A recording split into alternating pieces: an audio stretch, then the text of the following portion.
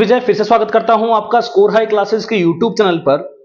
आज हम आप लोगों के लिए क्लास 9th में ट्रायंगल चैप्टर से पार्ट 5 आप लोगों के लिए लेकर के आ गए हैं, जिसमें हम बात करने वाले हैं कुछ क्वेश्चंस की, क्योंकि अभी तक हमने पार्ट 4 तक कोई क्वेश्चन नहीं किया है। हमने केवल चीजों को समझा है, हमने कॉन्सेप्ट्स को समझा है, या मैं यूं बात कहूं कि हमने अभी तक कॉन्ग्रुएंसी के केवल रूल्स ही समझे हैं। कैसे हमें कॉन्ग्रुएंसी, कौन सा रूल कॉन्ग्रुएंसी का अप्लाई होगा और क्या उसकी रिप्रेजेंटेशन होगी, जो सॉल्यूशन लिखा जाएगा उसमें हमें क्या रिप्रेजेंटेशन देनी है एग्जाम में, वो मैं आज आप लोगों को बताने वाला हूं।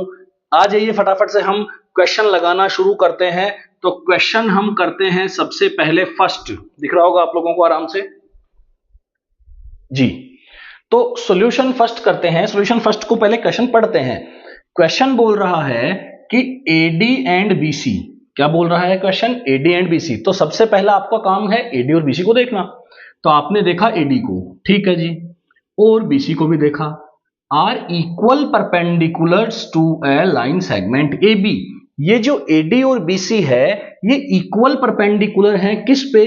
AB पे। दिख रहा है आप लोगों को?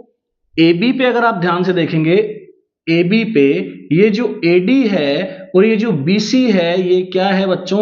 इक्वल परपेंडिकुलर है। ये और ये आपस में क्या है? इक्वल है और परपेंडिकुलर भी है, ठीक है। Show that CD bisects AB। देखो वर्ड आ चुका है सबसे पहले, बाइसेक्ट्स। मैं आप लोगों को इसके पिछले वीडियोस के अंदर अगर हम बात करेंगे तो बेसिक में आप लोगों को मैं बाइसेक्ट वर्ड के बारे में समझा चुका हूं, क्योंकि बाइसेक्ट वर्ड का मतलब होता है दो इक्वल पार्ट में डिवाइड करना। दो पार्ट में डिवाइड करना नहीं, दो इक्वल पार्ट में डिवाइड करना। तो CD जो बोल रहा है CD बाइसेक्ट AB, इसका मतलब है कि CD बाइसेक्ट करे AB को, CD बाइसेक्ट करे AB को। फर्स्ट क्वेश्चन है, इसीलिए मैं अच्छे से आपको सबसे पहले क्वेश्चन समझा रहा हूं ताकि आप लोगों को कॉन्फिडेंस लेवल थोड़ा अप हो सके, आप नेक्स्ट क्वेश्चन को आसानी से अटेम्प्ट कर सकें। इसलिए मैं आप लोगों को एक क्वेश्चन बहुत आराम से समझाऊंगा।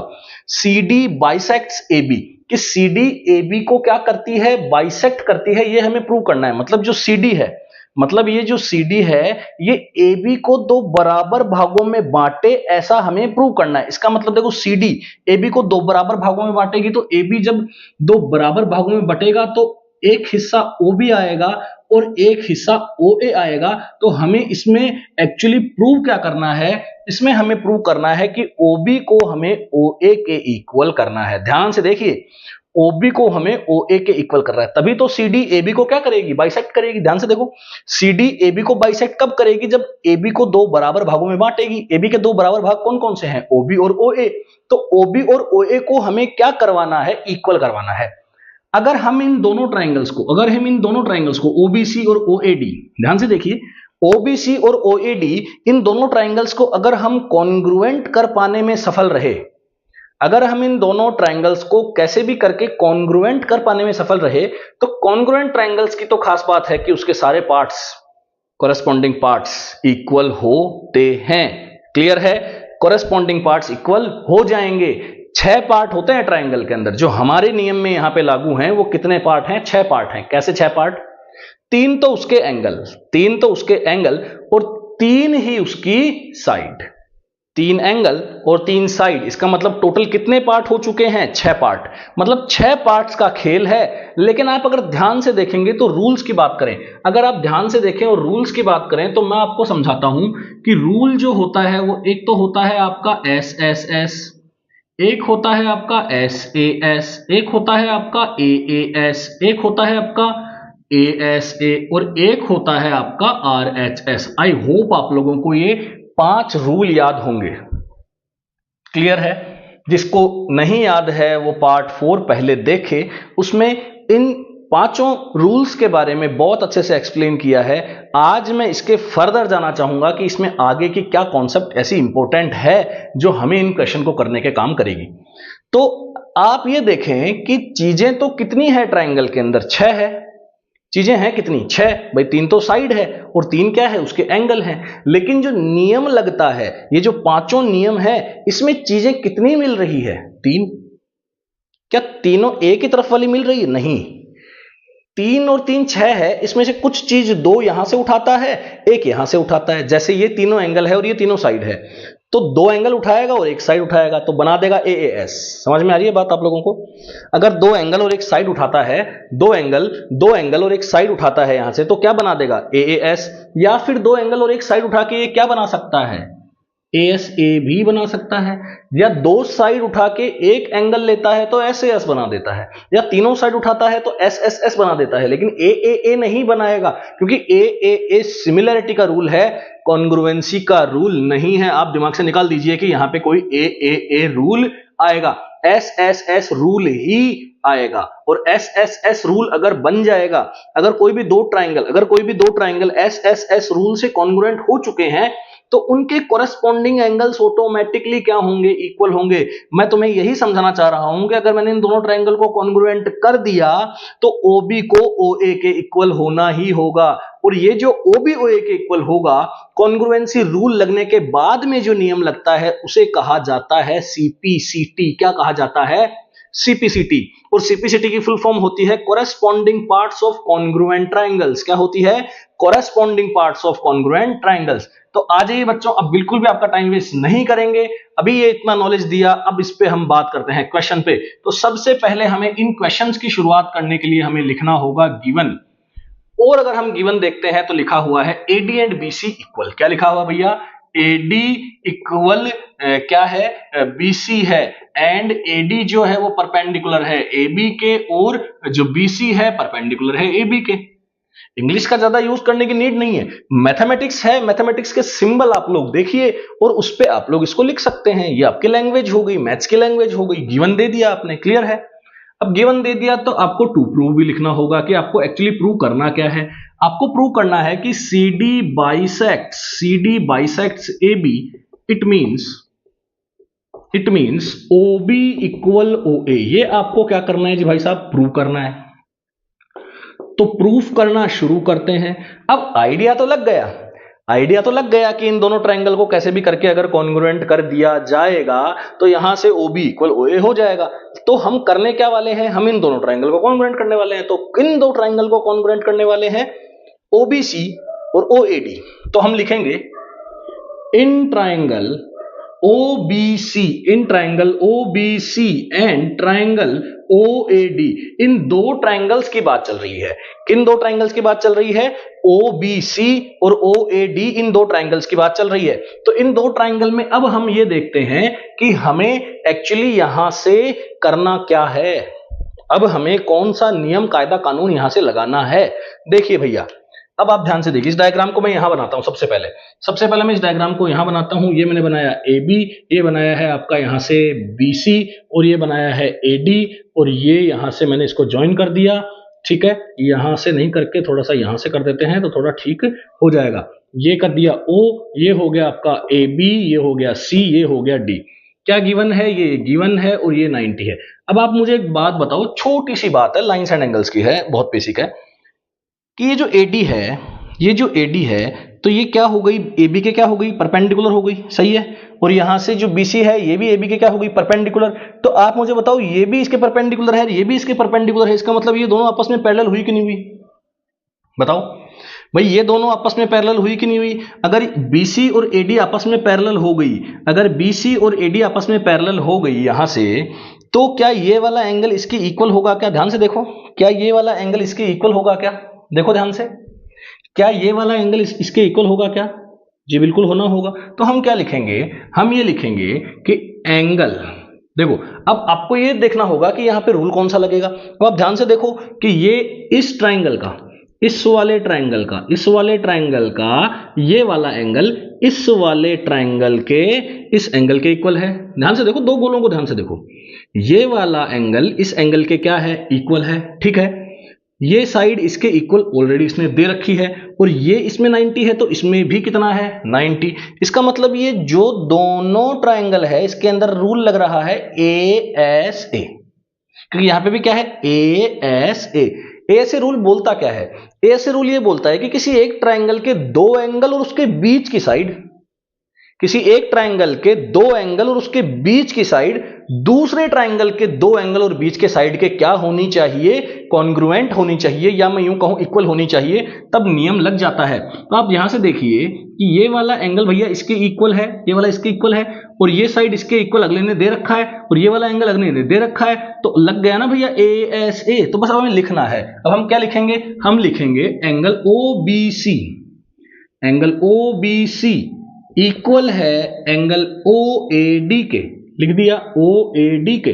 क्या लिखेंगे, गिवन है ये बात 90 ईच है, ये बात हमें गिवन है और 90 ईच है, 90 दोनों है इसलिए है, ठीक है। BC इक्वल AD, ये भी कोई समस्या नहीं है। BC इक्वल AD कहां से है भैया, गिवन है, आपने ही दिया है, क्वेश्चन पढ़ लो, इक्वल है, क्लियर। अब ये वाला एंगल लिखेंगे भाई, ये लिख दिया, ये लिख दिया, अब ये लिख देंगे, तो लिख देंगे OCB, ठीक है, या BCO, एंगल BCO, एक ही बात है, एंगल BCO, एंगल BCO यहां से एंगल किसके इक्वल होगा, ADO के, एंगल ADO के। अब ये कैसे हुए, ये हुए भैया ऑल्टरनेट एंगल। ये क्या हुए, ऑल्टरनेट एंगल्स। ऑल्टरनेट एंगल्स क्यों हुए, इसलिए हुए कि आपने दे रखा है कि AD परपेंडिकुलर है AB के और BC भी परपेंडिकुलर है AB के। इसका मतलब जो AD होगा, जो AD होगा वो BC के क्या होगा, पैरेलल होगा। AD क्या होगा भैया, BC के क्या होगा, पैरेलल होगा। क्लियर है, समझ में आ जाए। आपको एग्जाम में गोले नहीं बनाने हैं, मैं तो गोले केवल समझाने के लिए बना रहा हूं। आप यहाँ गोले मत बना के आ जाना, नहीं तो एग्जामिनर को बड़ी समस्या हो जाएगी यहाँ से। तो मैं हटा देता हूं क्योंकि मैंने आपको यहां से समझा दिया है, तो मैं इस गोले को आपके लिए यहां से हटा देता हूं, ठीक है। नोट्स में बना सकते हैं लेकिन यहां एग्जाम में नहीं बना के आना है, ठीक है। एग्जाम में आप दो ट्रायंगल अलग अलग बना सकते हैं, वो चलता है, कोई इशू नहीं है, ठीक है। नाउ बाय यूजिंग, क्या यूज हुआ भैया, ये क्या है, ध्यान से देखो, ये क्या है A, ये क्या है साइड, और ये क्या है A। कौन सा रूल लगा, ASA। Now using ASA congruency triangle, कौन से दो ट्रायंगल, OBC, अरे वो जो लिखा वही, OBC कॉन्ग्रुएंट होगा ट्रायंगल OAD के, and by CPCT, and by CPCT। CPCT का मतलब समझा दिया मैंने आप लोगों को, corresponding parts of congruent triangle. अब कॉन्ग्रुएंट ट्रायंगल हो चुके हैं तो इनके कोरेस्पॉन्डिंग पार्ट्स भी इक्वल होंगे। अब कोरेस्पॉन्डिंग पार्ट्स का मतलब क्या है, कोरेस्पॉन्डिंग पार्ट्स का मतलब क्या है कि अगर आपने ट्रायंगल का नाम लिया है BCO, क्या लिया है BCO, क्या लिया है BCO, तो यहां पे आपको क्या लेना होगा, B की जगह यहां कौन दिखेगा A, C पे यहां दिखेगा तो क्या दिखेगा D, तो फिर दिखेगा O, तो BCO ADO, BCO ADO। तो लास्ट में आपने क्या बोला, CO, लास्ट में आपने क्या बोला CO, देखो ध्यान से, लास्ट में आपने क्या बोला CO, और लास्ट यहां क्या बोला OD। क्लियर है, आ रही है बात समझ में। यहां से आपको करना होगा OC इक्वल OD, ये गिवन में गलत हो गया, सॉरी गिवन में गलत हो गया, OC इक्वल नहीं OB इक्वल OC है, सही है, OB इक्वल OE है, ठीक है, गिवन सही है, गिवन सही है। यहां पे आपको OB इक्वल OE ही करना है ना भैया। BCO बोला तो शुरू में क्या बोला BCO, तो OB बोला BCO, ये सीक्वेंस फॉलो हो रहा है, यहां से देखो ये सीक्वेंस फॉलो हो रहा है, ये वाला शुरू वाला, ये वाला, ये वाला शुरू वाला, ये इसके इक्वल होगा, ये BC AD के इक्वल होगा और OC OD के इक्वल होगा। तो CPCT से आप लिख देंगे OB इक्वल OD, क्या लिख देंगे भैया, CPCT से क्या लिख देंगे OB इक्वल OA, ठीक है, क्या लिख देंगे OB equal OA, OB equal OA। यही आपको क्या करना है, प्रूव करना है, यही इसका आंसर है, यही इसका सोल्यूशन है, इतना ही आपको वहां सोल्यूशन करना होता है। इसमें ये डायग्राम बन जाएगा, गिवन आ जाएगा, टू प्रूव और प्रूफ आ जाएगा, इसमें हमें कंस्ट्रक्शन नहीं करना पड़ा, तो इतना ही इसका सोल्यूशन होगा। आप लोग इसके सोल्यूशन को नोट कर लीजिए, मैं आपको अब सेकंड और थर्ड क्वेश्चन समझाता हूं, ठीक है। तो बात करेंगे हम सेकंड क्वेश्चन की, बात करेंगे सेकंड क्वेश्चन की। वही इस चैप्टर के अंदर कोई कैलकुलेशन हमें कहीं पे भी नहीं करनी पड़ेगी। सबसे जो अच्छी बात है इसकी यही है, पॉलिनोमियल्स और ये जो पेयर ऑफ लीनियर इक्वेशन है, ये सब जो चैप्टर्स हैं बहुत उसमें कॉम्प्लिकेशंस किसमें आते हैं बच्चों को, अलजेब्रा के साथ उसमें कैलकुलेशन भी बहुत सारी करनी पड़ती है। आगे सरफेस एरिया वॉल्यूम भी आप लोग पढ़ेंगे, बहुत सारे चैप्टर पढ़ेंगे जिसके अंदर कैलकुलेशन करनी पड़ेगी, लेकिन ये जो चैप्टर है इसके अंदर भैया आपको कैलकुलेशन नहीं करनी है। तो बात करने जा रहे हैं क्वेश्चन नंबर 2 की, ध्यान से देखिए क्वेश्चन नंबर 2 को। अब क्वेश्चन नंबर 2 को देखेंगे तो लिखा हुआ है कि ABC is an isosceles triangle in which altitude BE and CF are drawn to equal side AC and AB। AC and AB show that altitudes are equal. भैया क्या समझ में आया? इसमें यह समझ में आया कि ABC एक आइसोसेलेस ट्राइंगल है in which altitude B and CF are drawn. ABC क्या है? एक आइसोसेलेस ट्राइंगल है। बनाए यहाँ पे, ये बना लेते हैं, देखो यहाँ पे ये बना लिया, ठीक है। ABC एक आइसोसेलेस ट्राइंगल है और BE और CF यहां पे एल्टीट्यूड्स बनाए गए हैं। BE और CF एल्टीट्यूड्स बनाए गए हैं। अब एल्टीट्यूड का नाम जो है वो अपने फर्स्ट सेकंड पार्ट में आपको मिल जाएगा। एल्टीट्यूड मतलब होता है हाइट ऑफ ट्राइंगल, और हाइट ऑफ ट्राइंगल होता है किसी एक वर्टेक्स से जस्ट उसके ऑपोजिट साइड को परपेंडिकुलर ड्रॉ करना ही उस ट्राइंगल का एल्टीट्यूड कहलाता है। तो ABC ट्राइंगल में एक एल्टीट्यूड C से बनाया जाएगा तो AB पे आएगा, B से बनाया जाएगा तो AC पे आएगा, C वाला काटा F पे, B वाला काटा E पे। क्लियर? समझ में आ रही है बात? बोल रहा है कि AB और AC इक्वल है, तो गिवन में क्या लिख देंगे भैया? गिवन में लिख देंगे कि जो AB है वो किसके इक्वल है? AC के इक्वल है। बस इतना ही गिवन है, AB AC के इक्वल है। या फिर इसको ऐसे भी कह सकते हैं, triangle ABC is an isosceles triangle. ABC एक आइसोसेलेस ट्राइंगल भी है। ऐसा एक ही बात है वो आइसोसेलेस ट्राइंगल भी है और AB इक्वल AC है। क्लियर है? यहां से ऐसा लिखा जा सकता है, ठीक है। अब क्या लिखा जाएगा? अब आपका लिखा जाएगा टू प्रूव, क्योंकि आपको प्रूव क्या करना है ये बात पता है। अब बोल रहा है कि प्रूव में show that these altitudes are equal. कौन से एल्टीट्यूड? यही एल्टीट्यूड CF और BE। मतलब आपको BE किसके इक्वल करना है? CF के इक्वल करना है। BE किसके इक्वल करना है भैया? CF के। तो प्रूफ देखते हैं, क्योंकि कोई कंस्ट्रक्शन की यहां नीड नहीं है, ठीक है। अब आपको ये देखना होगा कि BE और CF ऐसे दो कौन सी ट्राइंगल्स के अंदर आ जाएंगे जिन दो ट्राइंगल्स को कॉन्ग्रुएंट करने से BE CF इक्वल हो जाए। ध्यान से सुनिए, BE और CF को इक्वल करना है तो हमें ऐसे दो ट्राइंगल पकड़ने होंगे जिसमें BE और CF आते हों, आप ट्राइंगल को देखिए, BEA को देखिए, आप ट्राइंगल देखिए BEA, ध्यान से देखिए, ये बनाया मैंने BEA, ध्यान से देखिए BEA ये 90 है, ठीक है, AB इक्वल है। क्लियर? और एक देखिए ट्राइंगल आप AFC को देख लिया आपने, ये ABAC के इक्वल है। क्लियर है? समझ में आ रहा है? अब आप देखेंगे कि ABE में भी एक एंगल A है और AFC में भी पूरा एंगल A है। भाई पूरा का पूरा ही तो आ रहा है, ये वाला एंगल इसका हिस्सा भी है और ये वाला एंगल इसका हिस्सा भी है। ध्यान से देखो, ये वाला जो एंगल है ये AFC का हिस्सा भी है और ABE का हिस्सा भी है। इसका मतलब यहां पे अगर आप देखेंगे तो आपको दो एंगल मिल रहे हैं और एक साइड मिल रही है।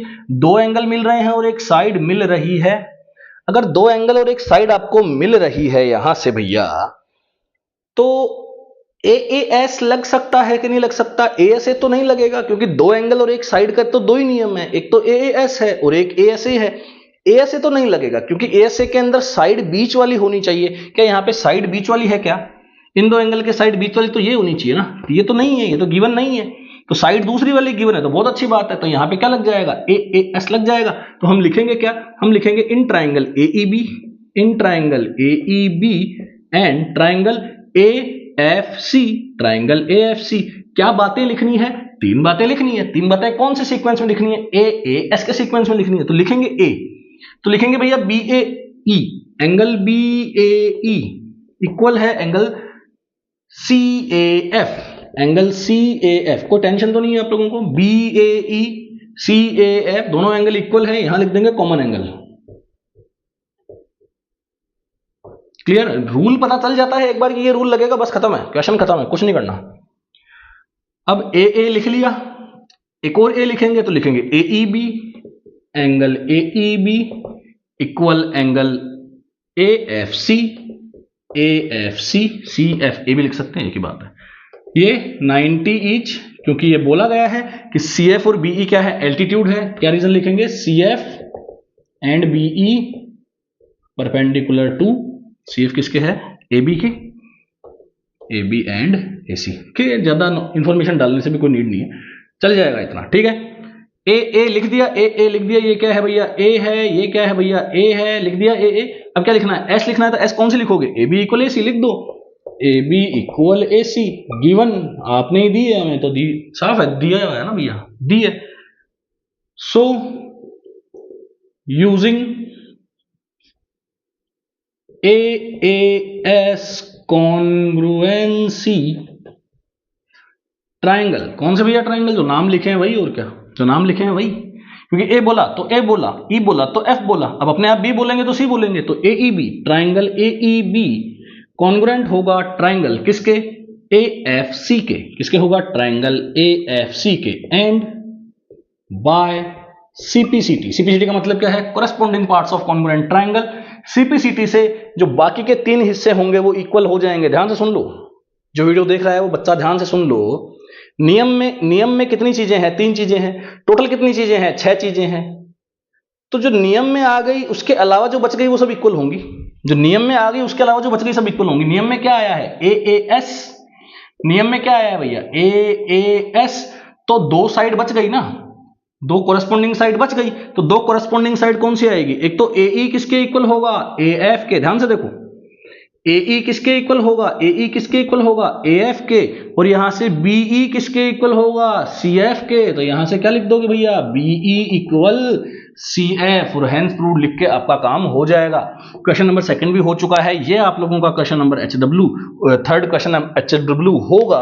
क्यों होगा HW, क्योंकि ये क्वेश्चन भी सेम इसी लॉ से हो जाएगा, ये क्वेश्चन भी सेम इसी लॉ से आपका हो जाएगा, आसानी से हो जाएगा। ये क्वेश्चन आपके एक नियम से और हो सकता है, ये क्वेश्चन आपका एक रूल से और हो सकता है, एक नियम से और हो सकता है। क्या आप बताएंगे वो कौन सा नियम है, क्या दो ट्राइंगल में यहां से, क्या ये 2 ट्राइंगल में FBC ले सकता हूं, FBC को ध्यान से देखो, FBC, और देखो EBC को, EBC को ध्यान से देखो, FBC को देखो, BC कॉमन आ रहा है, इसमें भी BC है, इसमें भी BC है, क्लियर है। अब देखो भैया, अगर AB AC के बराबर है, AB अगर AC के बराबर है, तो AB के सामने पूरा का पूरा C एंगल, AB के सामने पूरा का पूरा C एंगल किसमें आ रहा है, EBC में आ रहा है, और AC के सामने पूरा का पूरा एंगल FBC वाला, ये वाला पूरा का पूरा एंगल, ध्यान से देख लो, ये वाला पूरा का पूरा एंगल आपस में क्या होंगे, इक्वल होंगे, क्योंकि AB AC के इक्वल है ना भाई, तो पूरे एंगल इक्वल होंगे, जो साइडें इक्वल होती है उनके अपोजिट एंगल्स इक्वल होते हैं, बता रखा है आपको। तो यहां से इसके अंदर ये वाला एंगल और इसके अंदर ये वाला एंगल, बोलो इक्वल होंगे कि नहीं होंगे, आ रही है क्या बात समझ में। और यहां से ये क्या है 90 और ये क्या है 90, तो कौन सा रूल लग गया, फिर से क्या लग गया, AAS, मतलब AAS आपको इन 2 ट्राइंगल्स में भी लगाया जा सकता है और इन 2 ट्राइंगल्स में भी आप AAS लगा सकते हैं। नेक्स्ट वीडियो के अंदर हम बात करेंगे और इंपॉर्टेंट क्वेश्चंस की, शुरुआत NCERT से की है, ये तीनों क्वेश्चन NCERT के ही हैं, और 3-4 क्वेश्चन हम अच्छे NCERT के कर लेंगे, मैं आप लोगों को करवा दूंगा अच्छे से। उसके बाद हम चलेंगे रेफरेंस बुक पे और प्रीवियस ईयर क्वेश्चंस पे, जो 9th क्लास की वेरियस स्कूल्स के अंदर पूछे गए हैं इंडिया के अंदर। Thank you so much, keep watching.